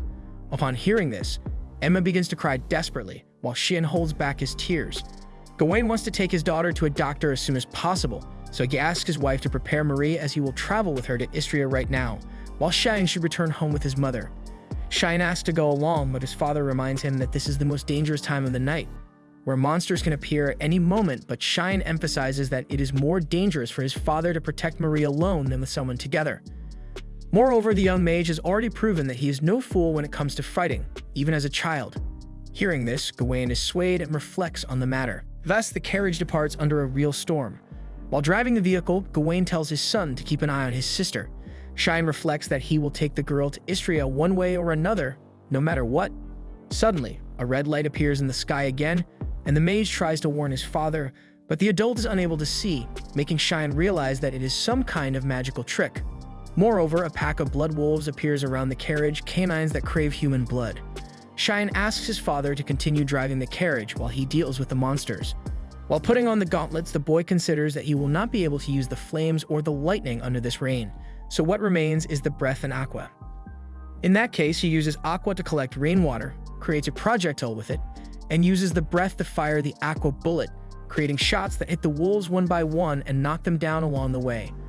The problem is that there are many, and even Gawain needs to deal with some that reach him at the front. At that moment, Cheyenne runs out of ideas on how to act in this situation, but for no apparent reason, the blood wolves simply turn around and run away in fear. Along with this event, a powerful wind current approaches the carriage from the depths of the forest.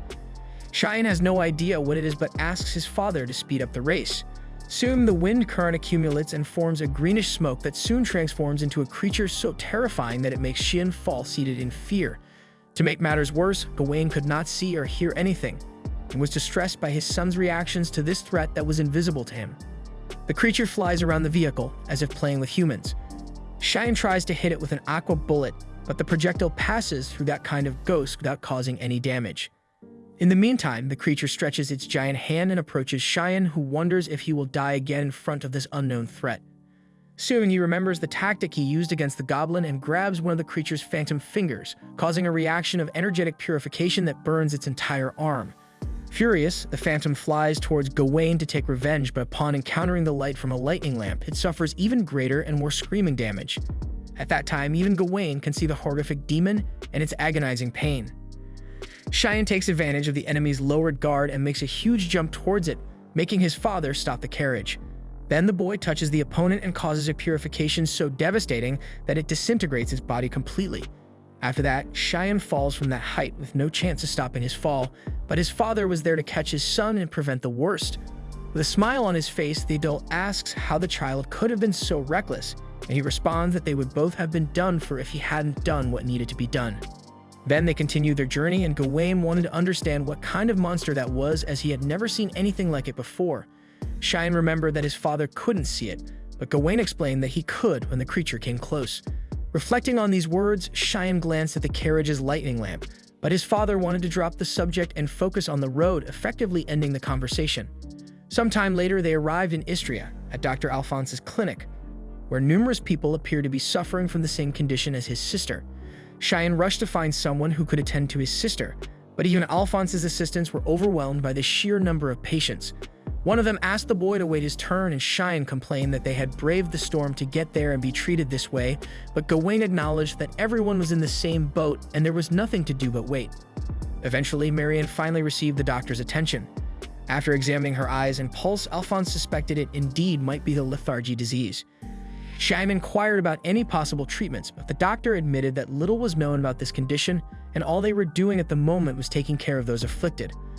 Holding back tears, Cheyenne remembered happy times with his sister and refused to accept that there was simply no cure for her.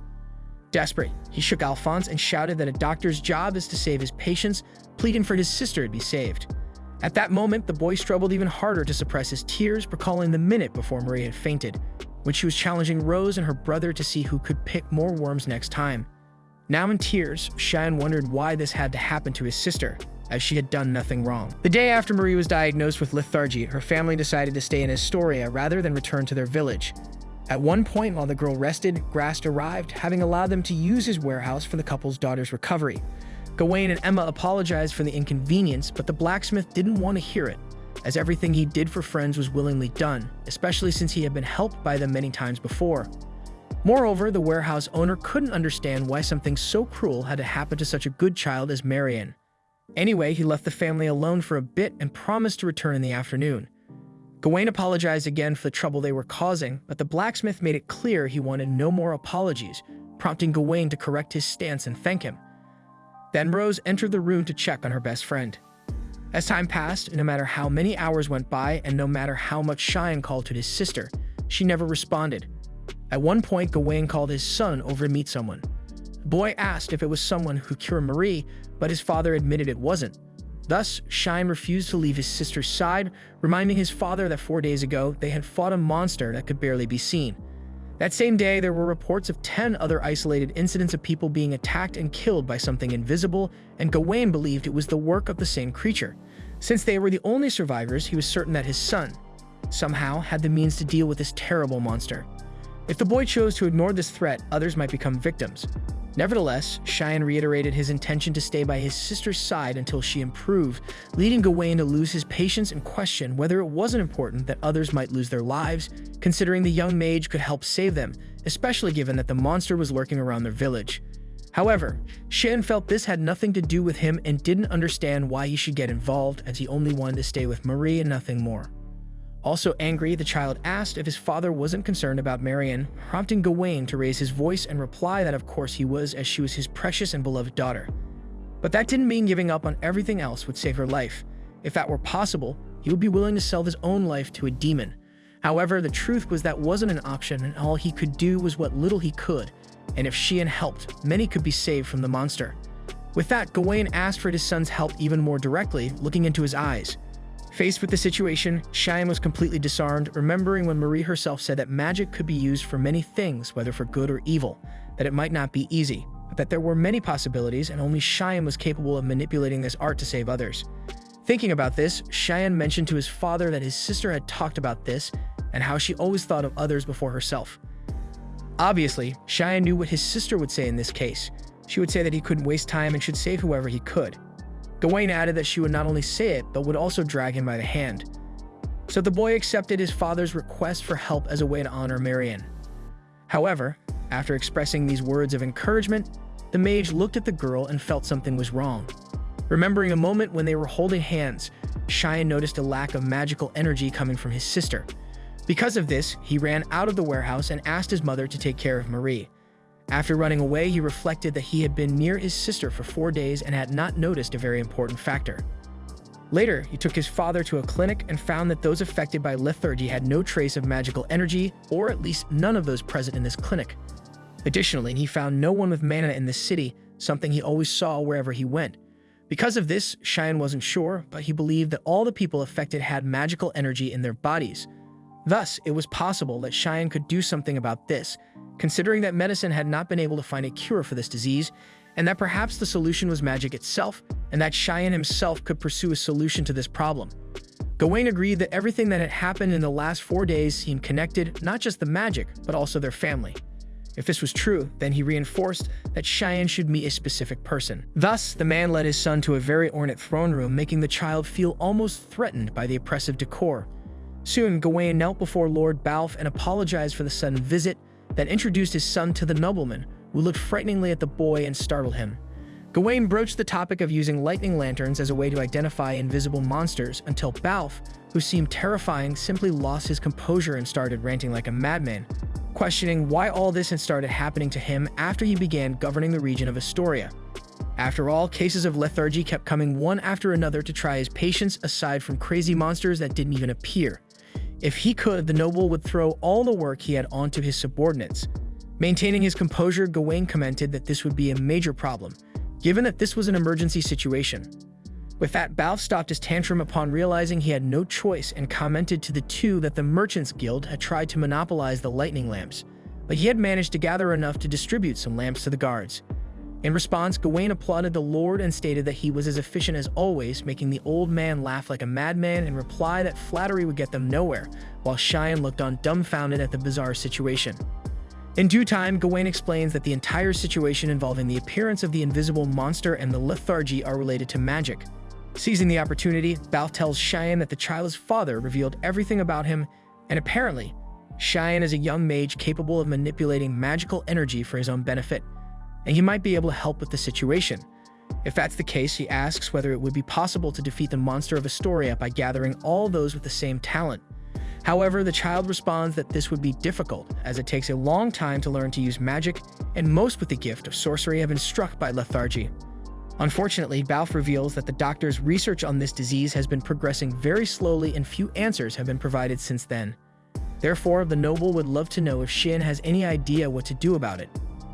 The boy emphatically affirms that he does, lighting up the Lord's eyes. The young mage recommends conducting tests with live subjects, as when a person is healthy, their magical energy returns to their body when they rest. However, those with lethargy have lost their mana, and it's possible something is preventing this energy from recovering. Considering this, perhaps aiding recovery by Cheyenne donating some of his mana to the sick might help. Lord Balf responds that this seems quite dangerous, but even so, if the central figure of the issue, Cheyenne, can't handle the problem, the patients will continue to suffer the same fate. Regarding this, Cheyenne comments that the most necessary thing for medical advancement is the number of patients sacrificed in this quest, and that idealistic words cannot save people. Therefore, he is willing to endure any dishonor that might come to save his sister. By the way, his idea is to start with those who no longer have a chance of surviving, and he's talking about the monsters. After this meeting, Lord Balf granted the boy permission to conduct experiments with monsters, provided collaborators who are experts in monster medicine, and soldiers to ensure combat with the creatures in the process. In Cheyenne's mind, none of this would be possible if he were alone, but he doesn't understand how Duke Balf gave so much power to a child like him, since he has never seen magic with his own eyes. Either way, it's time for the boy to meet his new research colleagues. The first is Cole Leister, assistant to his mentor, the renowned Dr. Alphonse. Honestly, Cole thinks it's a waste of time to participate in the whims of a rich kid, but since it was an order from the Duke, he has no choice. Then a woman intervenes and scolds Cole for his arrogance, saying he shouldn't speak that way to a child, especially since his only function is to serve the Duke loyally. This woman is Rafina Spurl, ruler of the region of Zepenlast of the Kingdom of Lycia, daughter and heiress of Marcus Alfred Spurl, and captain in the 75th Company of the Royal Knights of Astoria. Before she finishes her last word, the girl's visor falls off and she fumbles, giving Cole a chance to tease the daddy's girl, but Rafina assures that she is a knight of talent as her sword was personally granted by the monarch. Lastly, Bridget Kite introduces herself in the shyest way possible, and people around barely manage to hear what she says, but Brigitte manages to define herself as someone who understands monsters. Finally, Cheyenne thanks everyone for their presence and makes it clear that this mission is no joke, as they have a limited amount of information and evidence to work with. Outside the meeting place, the mage demonstrates his power by casting a bolt, leaving all his colleagues astonished and trying to understand what the heck just happened.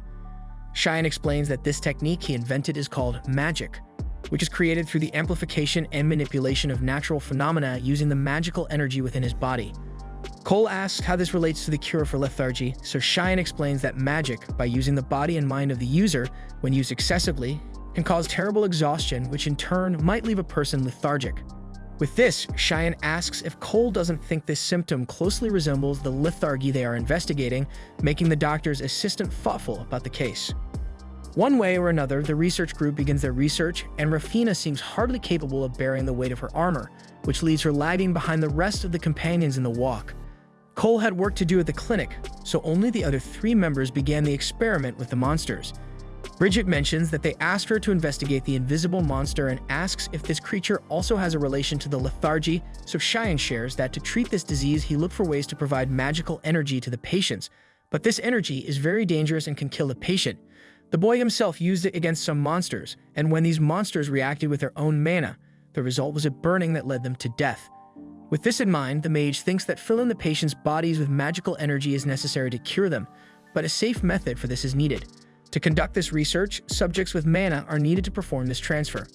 Then, when Cheyenne was about to comment about the invisible monster, mentioning that it's probably a specter, Brigitte loses her composure and grabs the boy by his clothes to know what the form of this specter is like, since she is obsessed with this subject. By the way, an armed creature has just appeared on the group's path. Cheyenne is worried, but Brigitte's eyes sparkle with excitement. In her turn being responsible for the team's protection, Rafina drags her heavy armor to the front line but gets tired of this crap and destroys the metal equipment in front of everyone with sheer brute force. Finally, she can prove to her companions that she is not just a pretty and spoiled face in this mess, but a warrior ready to show her worth in battle. In the face of a panicking Cheyenne, the warrior rushes towards the goblin, repeating all her noble titles one by one once again, before leaping towards the monster with her sword drawn. However, fearing that the goblin might hit his companion with its well-positioned weapon, Cheyenne casts a spell called Aligned Ray, but misses. Suddenly, he notices that his recharge was incredibly fast, and he's already able to cast another spell. Amidst this, Rafina also misses the goblin with a tremendously powerful strike that causes the earth to tremble and kicks up a large cloud of dust. The goblin uses this dust to hide from view and unexpectedly emerges at the girl's flank, but she manages to block the incoming blow with her sword, demonstrating incredible reflexes. However, the impact is so strong that it throws her directly into a tree. When her body rebounds and falls towards the goblin, Cheyenne must act quickly to prevent the worst, so he conjures both Aqua and Ray simultaneously, causing rain to fall on the target, followed by an electric current that is intensified by the water. Taking advantage of this, Rafina plunges her sword into the monster's neck, finishing it off for good. Later, Rafina gloats about delivering the final blow, and Cheyenne acknowledges his partner's strength while asking if she had never seen a goblin before. She admits that she has, although many orcs have settled in Zeppenlast, and they are much larger and stronger than a mere goblin. However, without her armor, dealing with these creatures is like child's play for the warrior. Cheyenne thinks it's great, but reminds her that they need the monsters alive for their magical transfer experiments, although the girl seems not to care what the mage says. Brigitte asks Cheyenne if his companion forgot the reason they were there, and he responds that she probably did.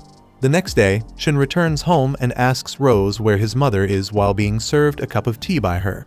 The girl explains that Emma is now taking care of Marie, as Rose has switched places with her for a while so her mother can spend time with her daughter.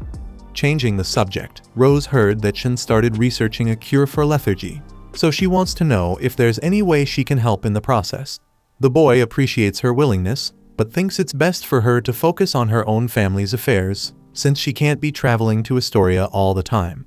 The girl agrees, albeit reluctantly, and the mage reveals that he has 3 specialists by his side, so everything should go well with the research. Despite everything, Rose's best friend is going through a crisis, and she feels powerless, but Shin assures her that she is already doing a lot by helping around the house and with Marie's health. Then, Cola Leister takes Shin to the clinic, where he might find some clues about the cure. Upon arrival, the boy is introduced to the ward of patients with mild symptoms. He touches one of the patients and feels a slight flow of magical energy, as if it were draining, which makes the mage suspect that the root of the disease must indeed be in the reduction of mana. Considering this possibility, Shin recalls the conversation he had minutes ago with Cole, when the doctor was outraged by the wizard's desire to transfer magical energy to the patients, accusing him of treating people like guinea pigs for crazy experiments. However, Shin explains that magical transfusions are not the same as magical reactions, and that this experiment will only generate a bit of heat in the sick people.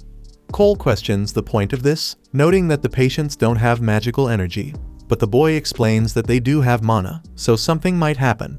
From there, Cole begins to believe that this theory makes sense. Therefore, returning to the present moment, the doctor informs the mage that the patient's pulse has slightly increased, and there was even a quick reflex response, along with a rapid movement in the eyes. While applying mana to the patient, Shin saw that the tips of his fingers moved, indicating a reaction. It's unclear if it was reversible, so Cole suggests that they monitor the patient for some time and then gradually increase the mana dosage.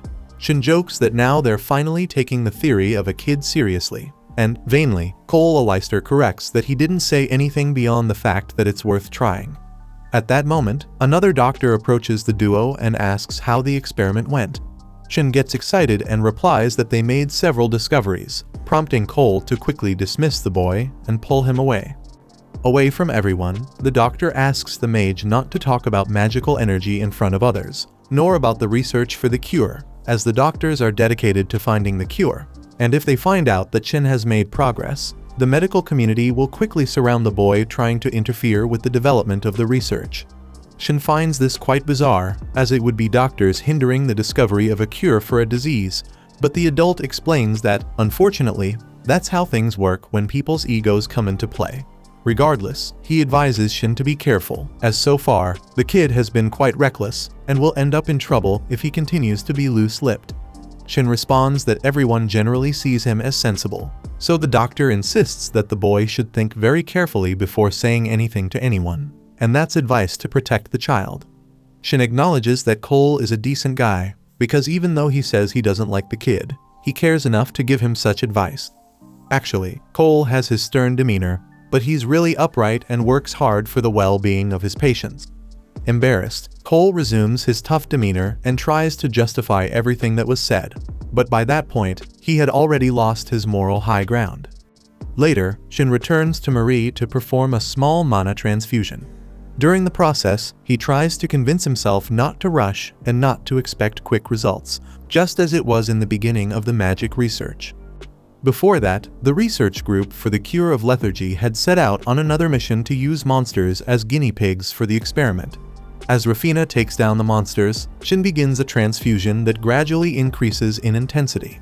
When it reaches 50% intensity, the superior kobold dies, as common goblins and kobolds only need 30% to suffer the same fate. They conclude that the resistance of the target varies according to its strength. Bridget observes that when Shin applies the magical energy, even if it's just a little, it seems to burn the monsters, as if they were being purified. For his part, Shin believes that the reaction in humans is different from this, and that they could test on people, but as Bridget agrees, that would be quite problematic. Interrupting the conversation, Rafina asks to exterminate the rest of the monsters, and upon receiving permission, she does the job mercilessly, but ends up falling alone when trying to lean on a tree, blaming it on a secret and invisible trap set by the kobolds that no one had seen. Returning to the current moment, Rose brings a basin with 3 trouts, as Shin had requested. Considering what he had discussed with Bridget about the experiment of transfusion in humans, the mage tried to take a step forward by testing the transfusion on common animals instead of monsters that would necessarily be purified in the process.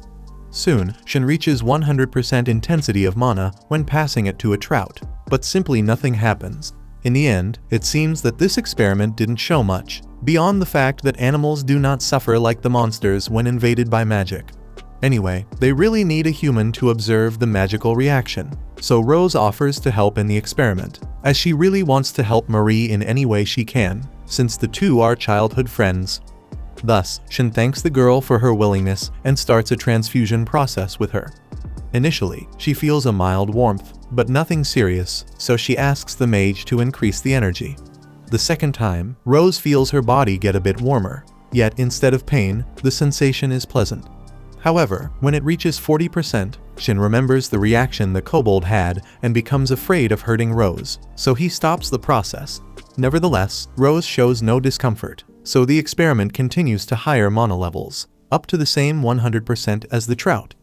With this, they discover that even the highest level of magical energy causes no harm to those who already have this element in their body.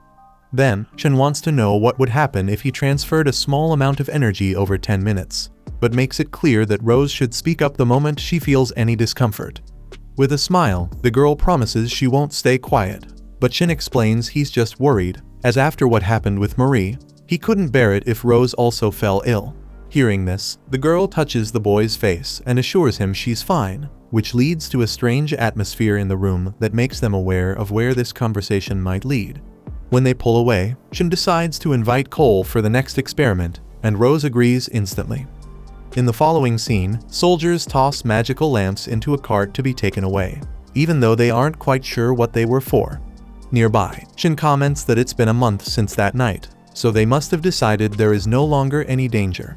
Bridget thinks the specter will have a field day if it appears again, but Cole points out there are no guarantees the monster will re-emerge. In fact, he himself doesn't believe the lamps are effective.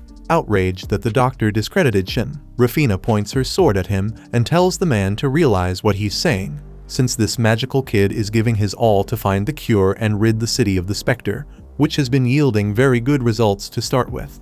Shin tries to calm the warrior, but she's not interested in a complacent Dr. Bad-mouthing the guy who's almost single-handedly handling the situation. Trembling for his life, Cole acknowledges all the young mage's accomplishments, of course, and that the doctors hadn't been able to discover what a simple boy achieved in so little time. Satisfied with the response, Rafina sheathes her sword, while Shin asks Bridget about the monsters in other lands. The girl explains that, aside from the specters, the situation remains the same, and there are no reports of monster sightings in other regions, meaning they only appear around here. With that, the researcher believes that perhaps the specters emerged after Ligre ended. Shin shows he doesn't know what that is, so Rafina tells him that 1,000 years ago, all nations united to fight demons in a legendary war. The boy asks what the name Ligre means, and Bridget says there are many theories about the origin of the name. One of them was that it was the name of the person who led the countries in the war, or the name of a nation that has since disappeared. At night, Lord Balfe writes in a notebook a report on the advances in curing lethargy. On the 90th day, it was discovered that transfusing energy into mild patients causes blinking, fingertip trembling, and mouth trembling. On the 135th day, it was confirmed that transfusing too much magical energy triggers the lethargy disease. It might be that the disease isn't a lack of magical energy, but rather the reaction to the introduction of too much mana. Besides that, the Lord laments that people tend to forget the presence of threats when they are not visible, but the leader fears the specter might return. On the 101st day, Balfe confirmed that one's own magical energy is displaced when receiving energy from another person. On the 109th day, it was discovered that Shin Ornstein's energy runs out frequently, and he is seeking a way to increase his capacity. From then until day number 572, no significant advancements in the research were made, leading people to just have faith that Shin Ornstein's brilliant lineage will be enough to reverse this situation and finally find the long-sought cure for the lethargy disease that has been plaguing the population of Astoria. Furthermore, to this day, the existence of specters has not been confirmed, which Balfe thought would be one of the revelations of Ligre, but there is no sign of this. Either way, the Lord prays he is mistaken. As the seasons pass, Shin is now 12 years old, and although no discovery has shaken the foundations of local medicine, one of the patients is now smiling, which was enough to move the man's wife to tears. Afterward, Cole notices the boy's skin is too pale and asks if he's sleeping properly. Shin assures him that he is, and that he's also eating well, but still, the doctor asks the boy not to carry the world on his shoulders, and that he's doing a great job. Shin jokes that Cole isn't usually so concerned, and once again the adult gets irate and tries to regain his tough demeanor. Next, Shin returns home, where Rose, Rafina, and Bridget were visiting. The boy feels his heart beat faster upon seeing Rose and realizes that his adolescence has really hit full force. Finally, Grass joins the visit, and everyone enjoys a good meal together, but Shin misses his sister greatly when he sees her empty chair next to him. Gawain asks his son to rest a bit, as he talked with the boy's mother, and they concluded that the kid will collapse if he keeps pushing himself this hard. Just as the man, everyone present agrees, for Shin has worked tirelessly for the past 2 years and is exhausted. It's crucial to know when to stop. After all, a boy his age shouldn't have to shoulder such a burden alone, even if it is vital for the research into a cure. Nevertheless, Shin makes it clear that he's quite at ease despite all the pressure. For a moment, his parents think he's lying, but he insists that it's not as strenuous for him as it seems. Moreover, although his greatest wish is to cure his sister, the mage knows well that satisfactory results cannot be achieved without proper rest. Incredulous, Gawain asks if his son doesn't feel a tremendous weight on his shoulders, but the boy confirms that he does not. He explains that taking his research into magic as an example, he never knew where all that study would lead, yet he chose to persevere. And if he were to compare the lethargy research to that of magic, the current research is much easier, and he's willing to see it through to the end because that's what he wants to do, save his sister. Hearing this, his parents embrace him with immense pride. After dinner, Shin goes to Marie and promises once again that he won't give up on her. Amidst this, a loud noise can be heard from outside, prompting Shin to grab one of the lightning lanterns to check what's happening. In the hallway, he encounters Rose and alerts her that he needs to inform Lord Balfe. Rose offers to accompany him, but he asks her to stay and look after Marie and Emma since Gawain is in the village, and she's the only one capable of providing some protection to them. Once outside, the mage sees the same red light from that night, accompanied by numerous specters haunting the territory and flying towards the city of Astoria.